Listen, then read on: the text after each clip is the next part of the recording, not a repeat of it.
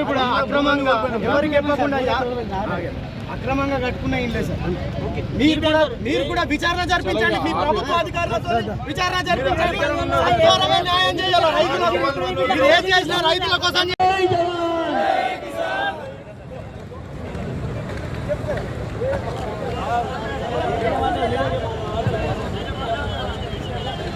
వాళ్ళు చేసిన ఈ కథ వల్ల మా భూములకు దెబ్బ మీద దెబ్బ పడి మేము ఆ గతంలో కోల్పోయిన వరద గినాల ద్వారా రైల్వే లైన్ ద్వారా కాక ఇప్పుడు బైపాస్ ద్వారా కోల్పోతే మేము రోడ్డు పడాల్సిన పరిస్థితి. సర్వే చేయండి, మీరు మా రైతుల తరపున ఈ రోడ్డు పడిన ఇండ్ల తరపున సర్వే చేయండి. ఎట్లయితే ఇటు నష్టం జరుగుతుందా అటు నష్టం జరుగుతుందా, రైతులు లాస్ అవుతుర్రా ఇళ్ళ వాళ్ళు లాస్ అవుతుర్రా, మీరు విచారణ జరపండి. విచారణ జరిపిన తర్వాత దేనికైతే తక్కువ నష్టం జరుగుతుందో అదే మీరు కొనసాగించండి. విచారణ లేదు, ఏం లేదు. బైపాస్ అంటే మాత్రం మేము భూములు ఇచ్చేది లేదు. మీరు సమగ్ర విచారణ తర్వాత మా మోర్తార్లో గతంలోనే మాస్టర్ ప్లాన్ వచ్చింది. అప్పుడే 200 ఫీట్లతోని మధ్య నుండి 100 అటు అని చెప్పి గతంలో వచ్చింది.